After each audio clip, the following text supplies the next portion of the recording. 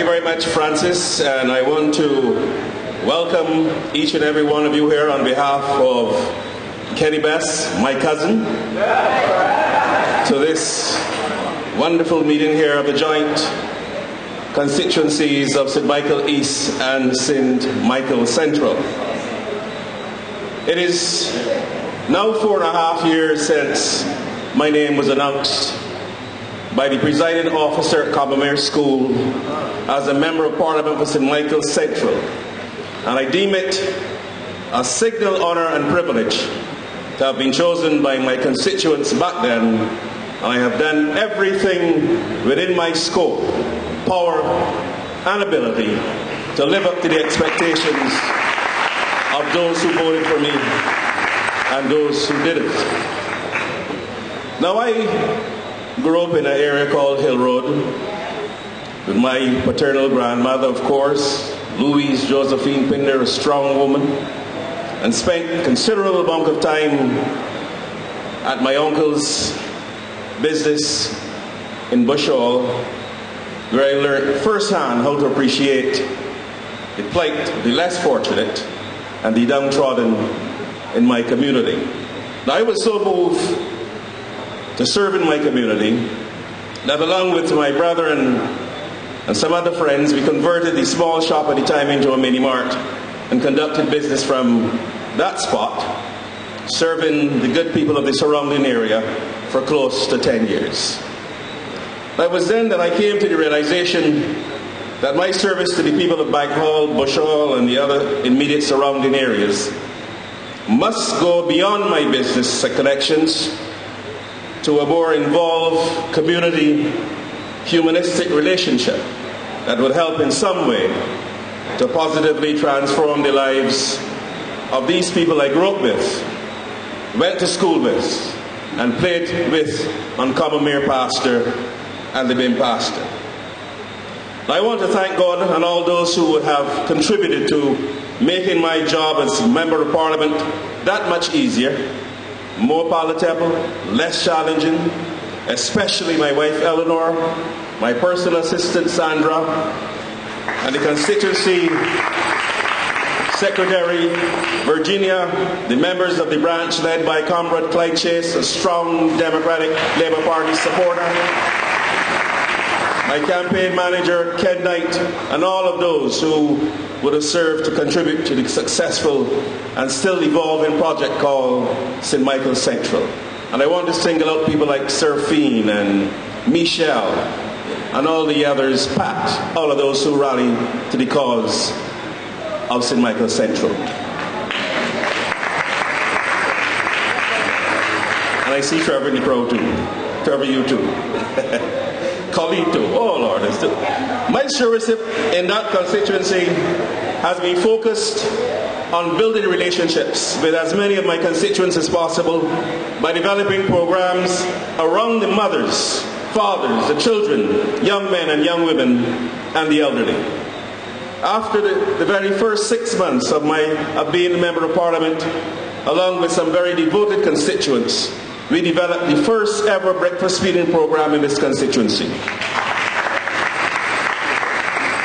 where we supply the very first meal for around 50 school-aged children every day, 5 days a week. This is our flagship community program, and I'm extremely proud of it, and it is my intention very shortly to broaden the catchment area from where we draw the children to offer it to a larger number of them. We continue to celebrate 100 of our 11+ children every year by taking them on tours to educational and recreational locations, much to enjoyment and to their edification. This is done along with the presentation of school supplies, school uniforms, to scores of our primary, secondary children. Our Christmas party is now a staple on our calendar of events, catering to over 300 children at the Andrew Allen Centre. Our Christmas hampers distribution is also a standard component of our outreach program, and on the eve of Christmas we distribute 250 of them to deserving souls in the constituency. Our mothers have not been ignored. We started our Mother's Day celebration 4 years ago, and it has grown to such an extent that we now invite over 150 mums annually to have lunch with us and experience some entertainment over at Tropical Winds Hotel in St. Philip. And I want to thank the management of Tropical Winds for coming to our cause over the last 4 years. We organized our first picnic 4 years ago, and it has now become an annual event. This year we're going to River Bay on Independence Day. We have done some infrastructural work too. We have renamed the community centre at Station Hill after one of our local basketball stars, the Andrew Allen Centre, and laid a brand new road tennis court there, along with resurfacing, remarking, and installing new backboards at the basketball hard court. A new play park was also erected at that location for the children in the area. My success in the area of building of new homes for several of my constituents has been an exciting feature of my stewardship. To date, the Urban Development Commission, along with them, we have built 25 new homes across the constituency. We have built 5 houses in Sealy Land and Happy Cock, Dean's Village 2, Royal Avenue 2, Dash Road and Waterhall Land 2, Promenade Road 3, Industry Road and Q Road 3, Waterford 4, Park Road and Station Hill 2, Goddess Road 1. And this is coupled with many new waterborne facilities for several of the constituents. In the area of sports, my team has been eliminated. I had a meeting with the referees, but that didn't seem to... But I congratulate the other teams who are moving forward, and I'm sure that the competition will be a fantastic one. Now, one of the areas I have had some limited success in, of course, is the repaving of roads. To date, I have only had 2 single roads repaved, Barks Road and, of course, Olivies.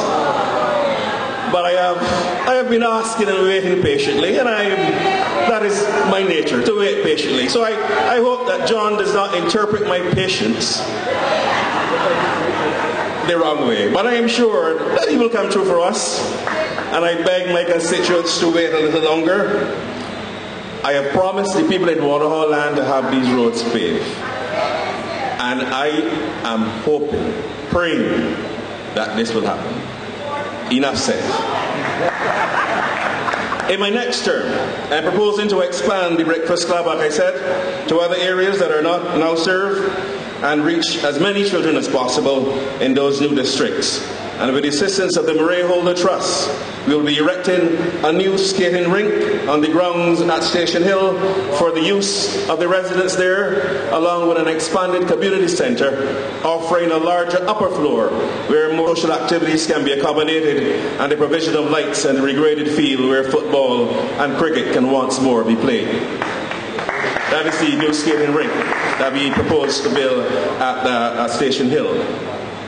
So you see, ladies and gentlemen, your MP, especially speaking to the members of St. Michael Central, have been working tirelessly on your behalf. I have also allocated every other Wednesday for my clinics to see constituents and whoever comes from all over Barbados. I am proud of my service over the last 4.5 years. And I'm equally as proud of my record of service remains unblemished. I am no paragon of virtue, ladies and gentlemen, but no one, and I say no one, can point a finger at me and accuse me of exacting any kind of favor for anything that I would have done for them over the last 4.5 years.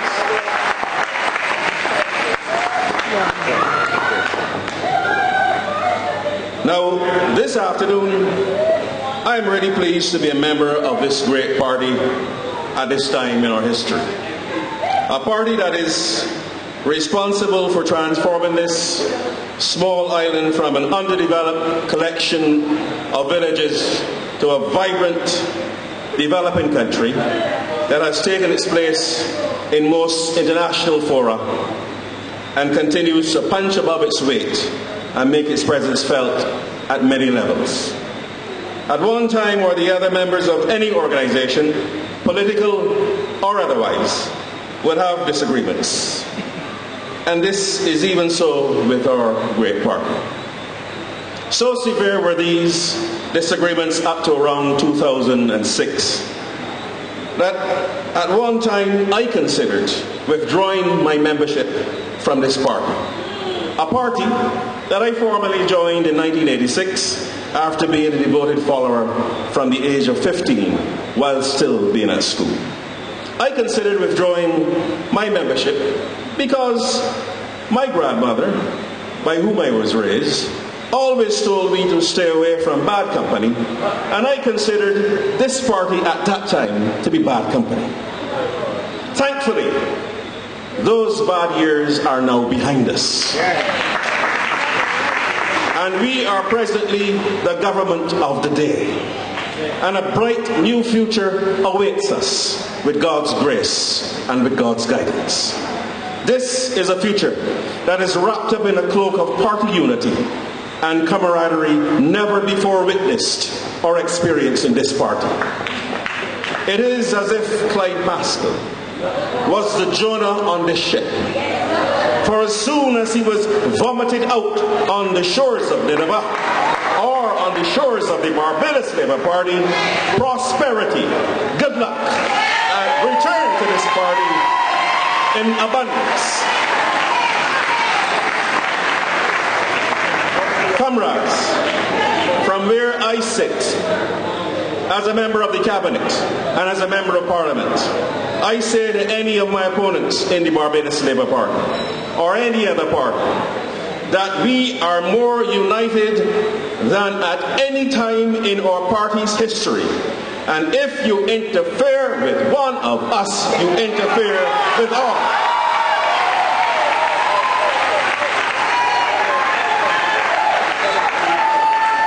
And we will be coming for you with blood in our eyes, our fangs sharpened, and our claws chiseled, and aiming for your political jugulars, for our opponents' political demise must be swift, deliberate, clinical, nothing less will do. At present, comrades, in this country, a virtual war, a vigorous battle for the minds, hearts and souls of our people is being waged by the Barbados Labour Party. It didn't just start in this pre-election period. It started from the time our late leader closed his eyes and went to meet his God. They intensified their efforts on all fronts and targeted all segments of our government's program. None of our programs was spared. Mia Mockley in particular identified the football-playing community in Barbados as her special target, with her contrived love and interest in the young footballers of Barbados. We saw through it. Her sole intention in conceptualizing the Line tournament was to create the kind of I am your godmother environment, to capture and run away with the hearts, minds and souls of these youngsters and portray herself as the only one in Barbados who was looking out for their sporting and human interests. This is principally why she has this intense hatred and disdain for the David Thompson tournament, because it runs in direct contrast to her tournament and generates its energy from within the bowels of the communities from which these over 660 young men come. Now, she and the Barbados Labour Party continue to bellyache and complain about how much it is costing and that it is a waste of taxpayers' money. Now, my response to that kind of talk is that it is a bunch of malarkey. What my grandmother used to call larkus sparkus, man. Whenever they said it is the best, when I say the best people to spend taxpayers' money on is taxpayers themselves. And as the minister who conceptualized along with Hamilton Lashley and I am the minister who oversees this tournament, I want the Barbados Labour Party to read my lips. I have no apologies to make for the tournament as long as it continues to generate the kind of opportunities for the vendors, the suppliers, the DJs, the songmen, the caterers, the photographers, and all the other many people who benefit from the staging of this tournament. So I want to tell Mia Motley and the other Barbados Labour Party hacks to go and know your place, man. Go and know your place.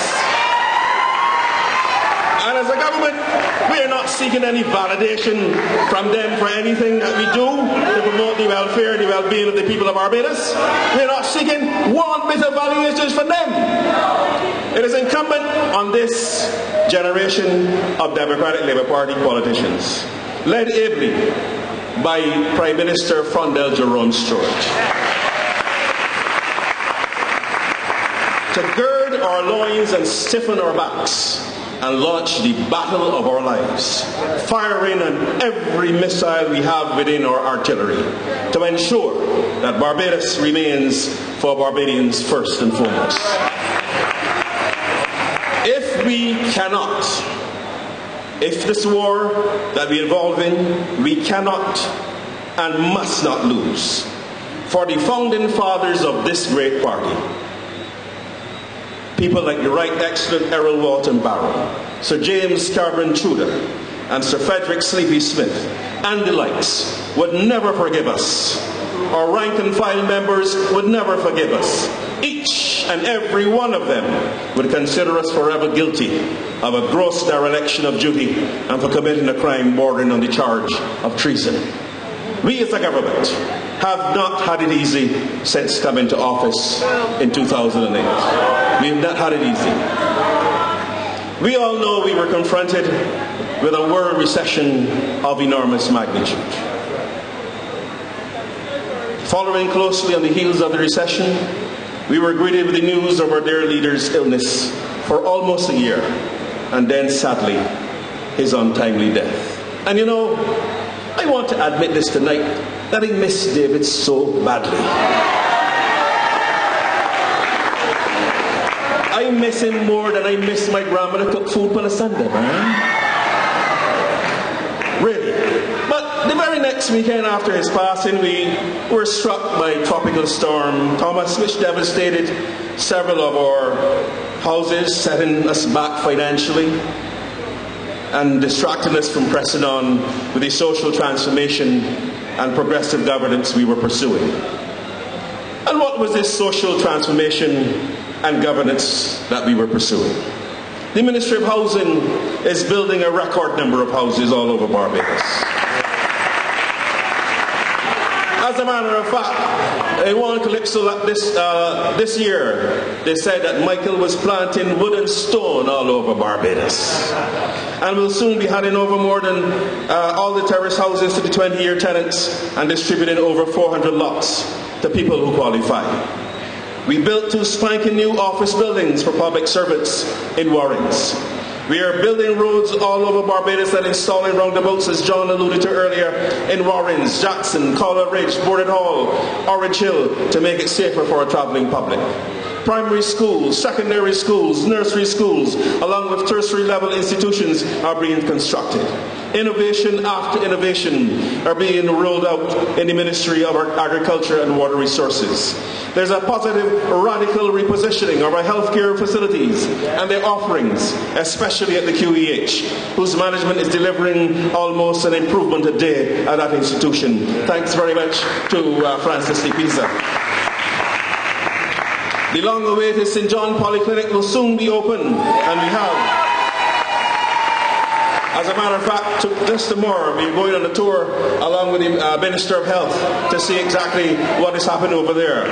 And we have a modern cruise ship pier at Sugar Point and a spanking new marina for yachts coming shortly. Social transformation has taken a turn for the better. with a new icy bridge project targeting intergenerational poverty affecting our households. Single parents can now turn to the courts and rely on the government's $400,000 to assist them with child maintenance.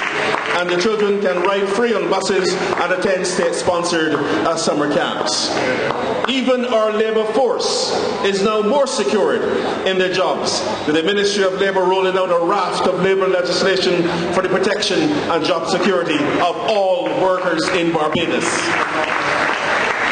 Public servants are safe in their jobs and they can approach the bank every 24th or 25th of the month with full assurance that their salaries are lodged and they can access their funds.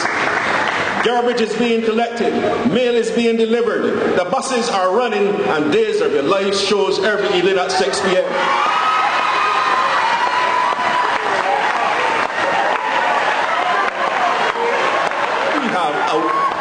We have a wonderful Barbados.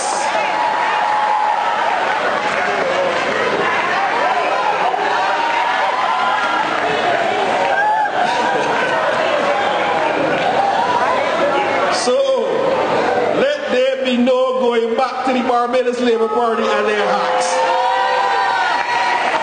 And as sure as night follows day, you can be sure, if by chance the Barbados Labour Party forms the next government, all of the people-centered programs we have implemented over the last 4.5 years will be reversed and thrown onto the bus. You can be sure, comrades, the camp's gone, the constituency council's gone, or refashioned, the David Thompson tournament gone, free bus fares gone, housing programs stopped, and they will return to the policy of asking occupants of the terrace units to pay for them, as they did before 2008. So be warned, Barbadians, be warned. So, disregard, ignore, turn your backs on the Barbados Labour Party. You know, we once had a group of men who assembled on Lower Broad Street called Streetcard Men. I know them well because one of the guys is my friend now. He's reformed himself and has gone off to live overseas. Good friend of mine. They would lure unsuspecting individuals into an alley between Cape Shepherd and persuade them into taking a chance with 3 cards, with the promised assurance that they will be wealthier and much better off by the end of the exercise. Now, thankfully, we no longer see these young men around town. They have practically all disappeared. But lo and behold, a few Sundays ago, these men made an unannounced and unexpected reappearance. This time further up Broad Street, on the Constitution Road in Queen's Park, dressed up in red to the eye teeth.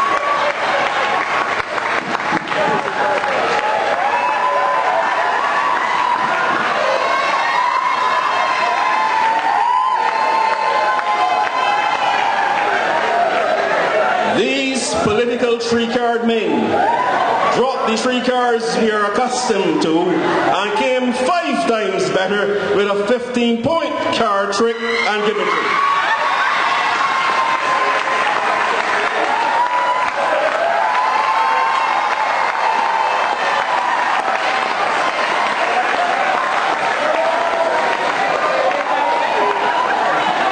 Promising the L and the R and 11 stars, promising to turn water into wine, Mount Gay silver to vodka.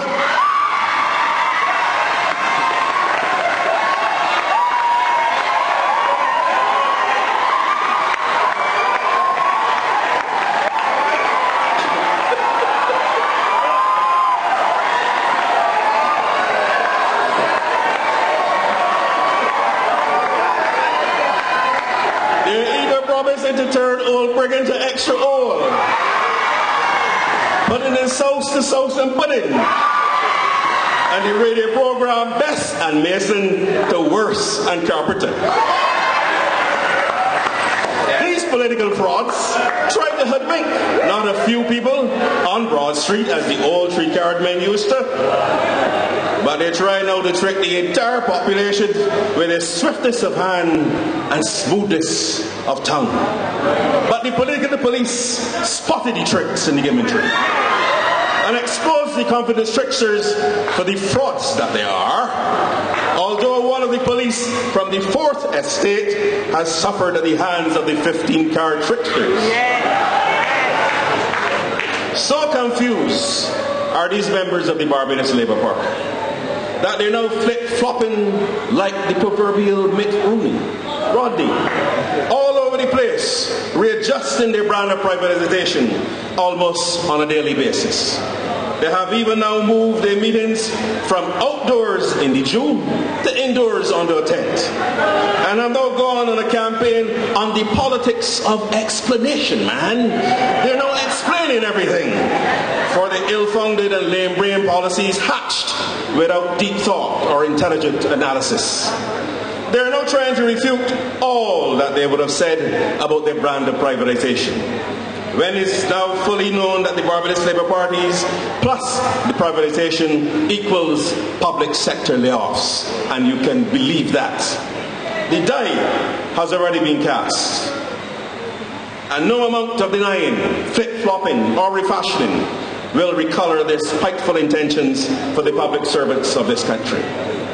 So comrades, I want you to stay awake. There's no time for slumber, no time to lapse. Be alert, top up your lamps, and have some oil in reserve. As you have heard, the itinerant snake oil salesmen are busy hawking their brand of snake oil.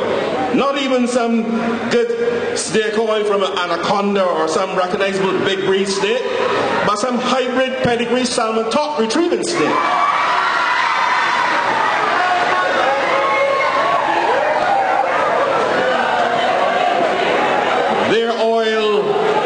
The oil that they're offering, comrades, for sale is a poor quality one. It is lacking in political viscosity.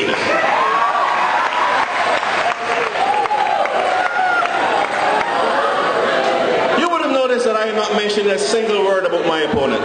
No, man. Not a single word about my opponent. I am not going to assist him in resurrecting his flagging fortunes in St. Michael Central. For on the day of reckoning, as I said before, I shall beat him with several stripes, spitefully. Comrades, I am no clairvoyant, neither do I have a crystal ball. But I feel deep in my bones that going into the next general election, our Prime Minister will not be alone on the bridge of the good ship Democratic Labour Party. His hands may be maneuvering the steering wheel, but the compass and the navigation equipment will be firmly in the hands of the master navigator and the master mariner, God Almighty. At this time, the sea may appear to be rough and billowy. The tide is rising and the swells increasing. Gale force winds are blowing and the clouds are threatening. But over on the horizon there are signs of an emerging golden sun, bringing with it hope, prosperity, and the dawning of a new beautiful day. I predict tonight, comrades, that this great party is on the cusp of a magnificent and earth-shattering victory, never before seen in this country.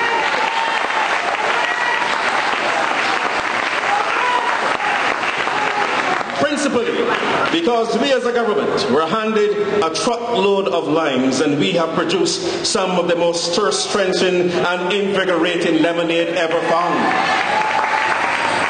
Comrades and friends, the opinion makers are on the radio every day, trying their best to swing the tide against us and colour the thinking of the electorate. They are forming alliances and plotting the party's fate. But rest and be assured that their best efforts will go unrewarded. As I said in the budget debate not too long ago, I want all of us as members of this great party, founded in 1956 over there in Land's End, to turn your eyes upon Jesus. Look in his wonderful face. And the things of this world will grow strangely dim in the light of his glory and grace. Ladies and gentlemen, it is my pleasure to welcome our leader, our Prime Minister, the Honourable Frondell Jerome Stewart, and I thank you.